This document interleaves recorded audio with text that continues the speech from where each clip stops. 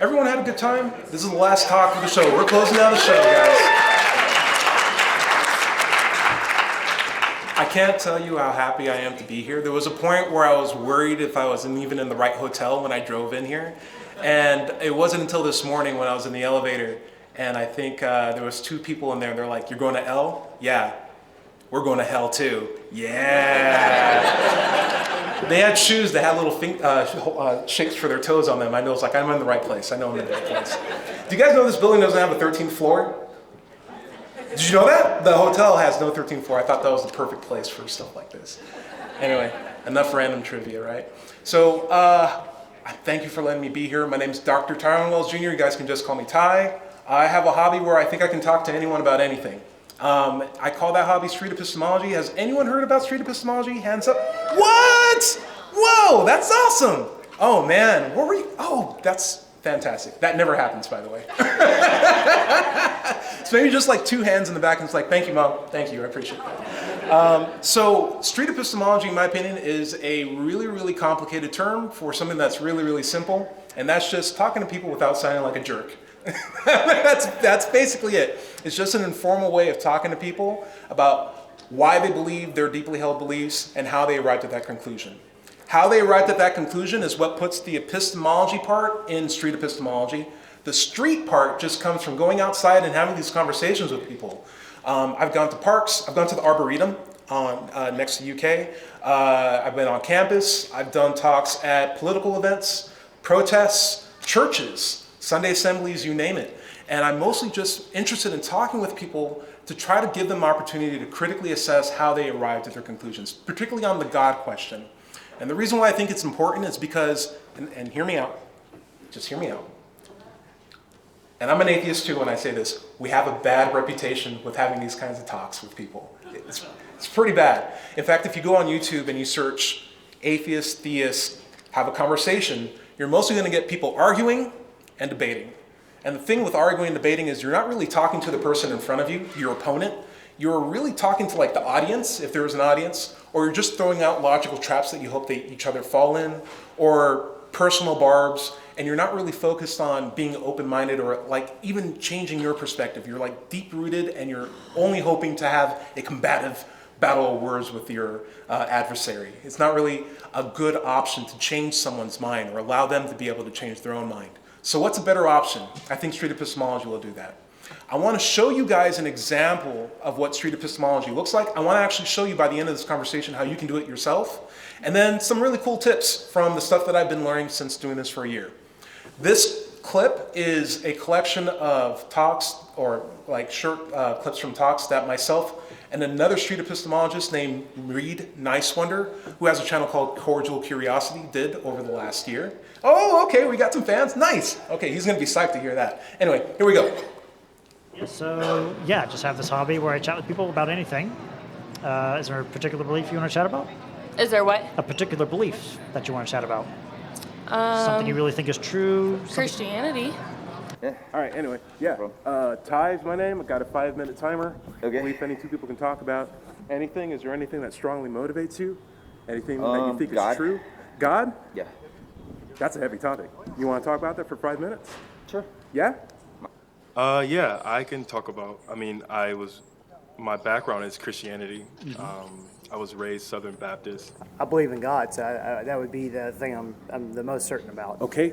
First, got to get a sense of your confidence that Okay. God exists. Say Okay. on a scale from 1 to 10. 10 for sure. 10. The existence of I God. mean, I am Yeah. 100% certain that higher power exists. Okay. 95. 95. All right. Very confident. From like 0 to 100%. 100%. 100%, you don't need any more evidence. You're absolutely closed on the position. You think that's absolutely true? Yeah. Okay, 100%. What got you to that 100%? Really, well, So I go to a Christian school, and I've taken a bunch of classes on theories and all these different things, and it just makes sense to me. It kind of like hits home. and for me, it's just a meditation thing. That I Okay. realize that it's just a full-on total goodness of the earth, all the plant. I believe that there is something that is been working on my behalf in this universe. Whatever is here had to come from somewhere. Okay. It's hard to imagine coming from somewhere without some sort of first cause. Okay. Yeah, I know it's hard to think that. Yeah. Okay. Okay. How does something making sense to you relate to the actual truth of it? So, like, could someone actually be mistaken about a belief that makes sense to them? Yeah, I think they could. Okay. That is a very good point. I would say,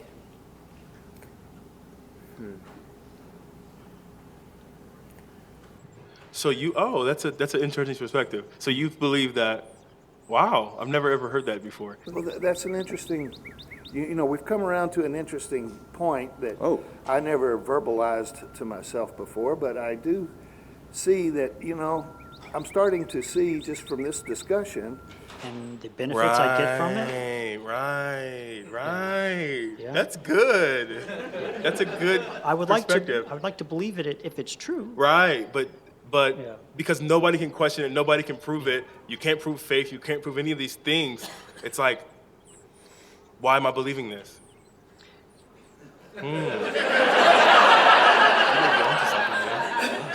That's powerful stuff, man. Thanks. Yeah, just stuff to think about, man. Yeah, absolutely. Thank you for that. That's really enlightening. I never thought about it like that. That's true. Right. That's a good way to look at it. I like to think about it that way. And that, if anything, that puts you in a more reasonable position. Well, thanks. Yeah? All right. Cool. Have a good evening. It was good too. chatting with you. Good chatting with you as well.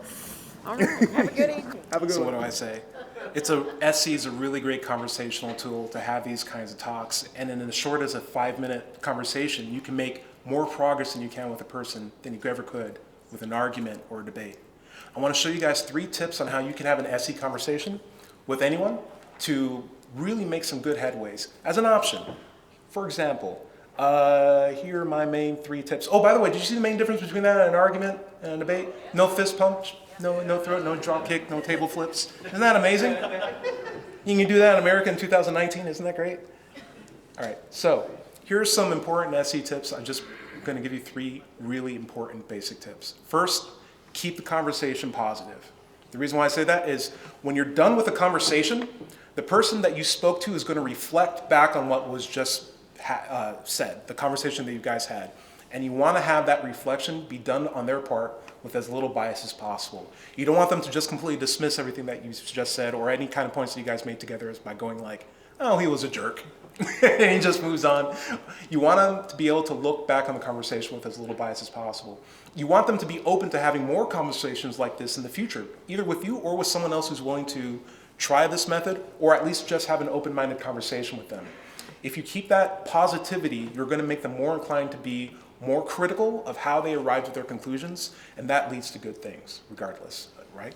The second thing is you want to make that a conversation. By that I mean you want it to be a back and forth, but you also don't want to go into the talk thinking, well, I'm right, you're wrong, let me tell you why you're wrong and why I'm right. Because that attitude is going to be reflected in the person that you're talking to. They're going to think they're right, that you're wrong, and they're going to try to explain to you why you're wrong and why they're right. You guys won't get anywhere that way. You have to be open-minded to the idea that whatever vibe that you're presenting is what's going to be presented back to you. And if you go at this with the idea of, I'm not trying to prove why you're wrong, I'm trying to understand how you're right. Can we work on that together? Can we be on the same side and try to figure out why you're right about this? And if we can't get there even when we're working together, what does that say? It says a lot more than if you just told them they're wrong outright, right? Second thing, or third thing, I'm bad with counting. Oh my gosh, I got a PhD and everything. Oh man, I feel bad now. All right. Don't tell my advisors. All right, okay. You gotta let them think, let them do the thinking. What I mean by that is there's times where your interview partner is gonna need a moment to think about a question that they may never had asked or been asked before. And the whole point of this whole exercise is to give that person the opportunity to think. Give them the time that their pastors won't let them have. Give them the time that maybe a family member or a friend never really gave them the opportunity to. And that is to think critically about the things that they really deeply hold to be true. If you give them that chance without stepping in or throwing any options, in SC we call it the pregnant pause, you literally just do nothing. And you just let them have that opportunity to come to their own answer. You can do some amazing things with as little effort as possible. So remember, keep that conversation positive and then allow them to think. If you do those, you're going to guarantee yourself to have a really productive conversation. It's that simple. Here's an idea of how I think SE works. Here's a model for it. That's a picture of me. I took the flash too high, but yeah, it's pretty good. You guys are a good crowd. I didn't know if I could float that joke out. The last time I did that joke, everyone was like, can we laugh at that? Is that okay? So we tend to hold on to our conclusions in the same way we hold on to a balloon. And what I mean by that is, like, if someone tries to pop my balloon with like pointed questions, the immediate knee-jerk reaction is me grabbing that balloon and holding it even closer to me. I'm like, no, dude, don't pop my balloon. This balloon, I need this balloon because I don't know how to be a good person without this balloon. My pastor gave me this balloon. I inherited it from my parents. It lets me feel calm. I have a deep and personal relationship with this balloon. I don't know what will happen to me after I die if I don't have this balloon. People will be naturally defensive of their conclusions, and if you attack them with questions, they're just going to hold on to them more tightly. Likewise, people don't like targeted questions pointed at them directly. It makes them defensive. What I find to be the better target is what connects the person to their conclusion. And that's that string that connects the two together. There's so much less ego invested in that string. And that string represents that reasoning, that methodology that they're using to go from themselves and their personal identities to an outside conclusion that they've reached. Is that path that they used reliable? Can we talk about that together? If someone believes in God because of a gut instinct, can we agree, and they're 100% confident that this God exists based on this gut instinct, can we agree that gut instincts are 100% reliable? No? Then why are you 100% confident? What else is getting you there? Because it's obviously not that string. You just cut that string. What other strings do you have that ties you to that balloon or that conclusion? If you don't have anything else, maybe you've just freed yourself from having a really bad conclusion. And it's nothing that I did. It's something that they did themselves just by recognizing that they don't have a way to connect themselves to that idea anymore. That's the idea of street epistemology. I'm not targeting the conclusions that they've reached. I'm not attacking them personally. I'm strictly talking about the epistemology, the method that they use to arrive at their conclusions. And I'm working on that with them to see if that method is reliable. If it's not reliable, they will recognize that themselves. I don't have to show them, I don't have to tell them, I don't have to do anything aside from help them get from point A to point B. And if we can't get there together, that's much more telling than me telling them outright that, hey, maybe you could do something better than, this whole volcano explosion thing. Are you sure about this? Xeno thing? All right. Anyway, I want to show you guys an example of SE from beginning to end. This is a clip that I did with a cool guy named Jacob. We did this in the Arboretum, literally just about maybe 4 miles from here. This talk is one that typically deals with God. I post something like this on my YouTube channel once a week, but there's a bunch of people all around the world who are learning more and more about SE and applying it. And you can see all of our videos on sc-playlist.com. I'll also be available to give out cards so you guys can get access to those as well. Anyway, here we go.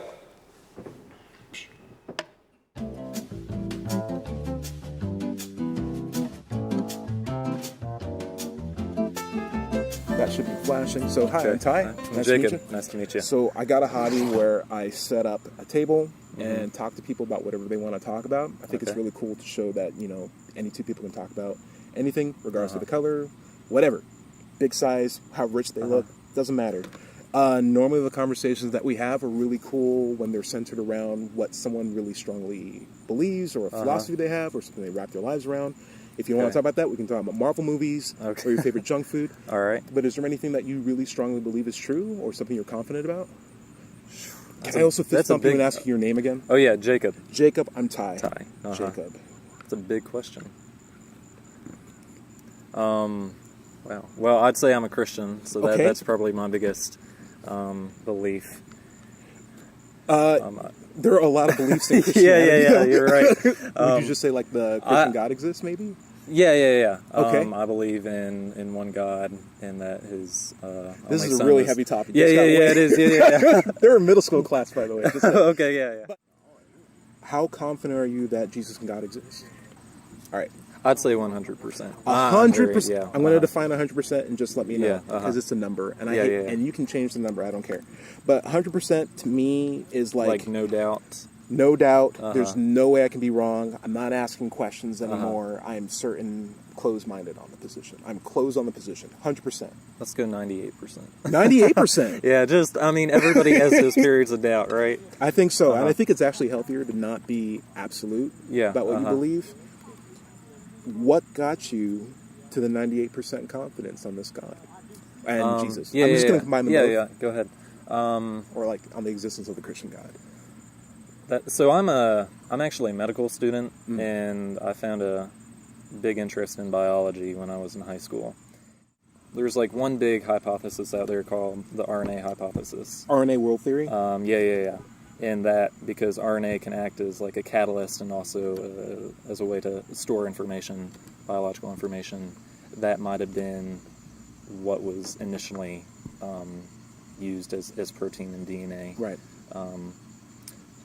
But like when do you know the Stanley Miller experiments? Yes. Yeah. So they show that if you put like RNA in one tube and make it rapidly produce itself, it can make like little tiny monsters of itself. Or like simplified versions of RNA. The one I'm thinking of is that they put a whole bunch of nucleotides. Sorry if I'm interrupting. Well, no, you're fine. I'm just. It's been a while since I've read it. So like they tried to recreate the oceans of the Earth in like this small environment. And then they would like zap it with electricity, to kind of simulate the environment and atmosphere of the Earth 4 million years ago. Right. And they showed that they can actually make some molecules that are essential to life, some amino acids, right, and like urea, formaldehyde, stuff like that.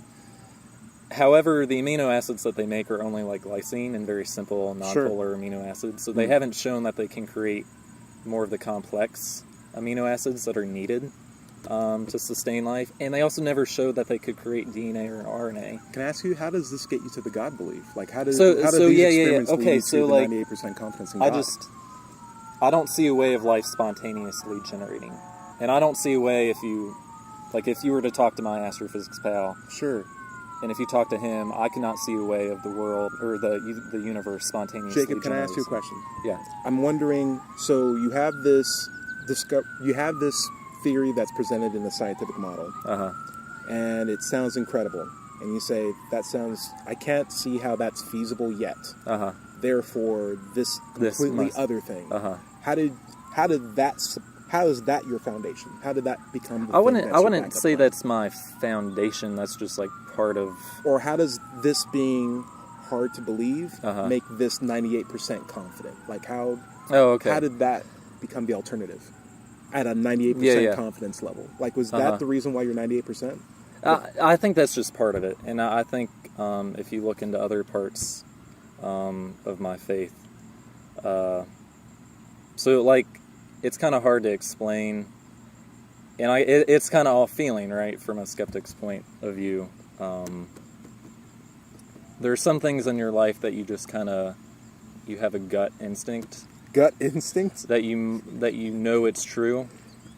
Are gut instincts ever wrong? Oh, all the time. If they can be wrong all the time, does it justify supporting a 98% confidence? From a logical standpoint, no. What is getting you to that 98%? I'd say, so a belief in certain things in the Bible. So one of the big arguments in apologetics is, why would 12 people who followed Jesus around, heard what he said, and then saw him die, lie about him coming back to life, only to know that they were going to be persecuted and put to death for saying that. Like, does that get you to the 98%? That's kind of like the main thing. It's like the biology aspect, and then that as well. I'm just going to test Go ahead. That is actually your main thing. I'm going to ask you a question. If it turned out, this is kind of weird, and go ahead. Again, I'm just stimulating conversation. Yeah. If it turned out that there was substantial evidence to a criteria of your satisfaction that they were in fact lying, would that reduce your confidence from 98% down to like 80, 70, maybe lower than that? Probably. Okay. Can I ask you a question? Yeah, go ahead. Say I had a I don't know. I have a cat. I do have a cat. And he's a What's really his cute name? cat. His name's Vinny. Vinny. And I walk him on a leash, and he's a black cat, and he's super, super You cool. walk your cat on a leash? I walk my So listen, when I used to work overseas for a while. Okay. It's very common over there. In Sweden, everyone's walking their cats around. In America, they keep them locked up indoors. And I'm like, that cat wants to be outside. That's why he's in the window. And if you leash train them really young, they're super, super cool about it. But it's not so much the leash training. It's just, would you believe me if I told you I had a cat and I showed you a picture of the cat and like I'm holding the cat? Like Yeah. Okay. If I told you I actually have a tiger and his name is Marshall and he's a full-blown Bengal tiger and I have a picture of him and it's me and the tiger, would you believe I have a tiger then? It'd be tougher. It'd be harder. It would be harder to believe. Yeah. If I told you I had a purple dragon from Jupiter that came and visits me in a time machine, and I had a picture of the purple dragon and there's like a DeLorean in the background, and it's the same picture, would you believe that? I'd say it's Photoshopped. It seems like the more incredible the claim, the better the standard of evidence, or the standard of evidence improves. Would you say that God is more incredible than a purple dragon from Jupiter? I would, yeah. So the thing isn't so much that I think the apologist angle is, hey, what's the likelihood of these 12 people lying? It's like, maybe it's not even that they're lying, it's just that that's a really low bar of evidence. It's basically 12 people saying, Tyrone has a cat, you believe that. Yeah. Tyrone has a tiger, 12 people said that. Maybe you'd believe it, maybe not. 12 people told you, hey, Tyrone has a purple dragon from Jupiter. It's like, I'm not believing that. Like, you need more evidence to support that with. What if it is a case of not so much that they might be lying, but that's just may not be enough evidence to reach that conclusion as a definitive claim, or at least a 98% certainty, that a God exists, since it's way more incredible than Purple Dragon. What do you think about that? All right, can you restate that question? Yeah, it's kind of a long question. Yeah. Do you have enough evidence to justify 98% confidence in God? And if it's not on that 12 apostles story, what else is getting you to that level? What else?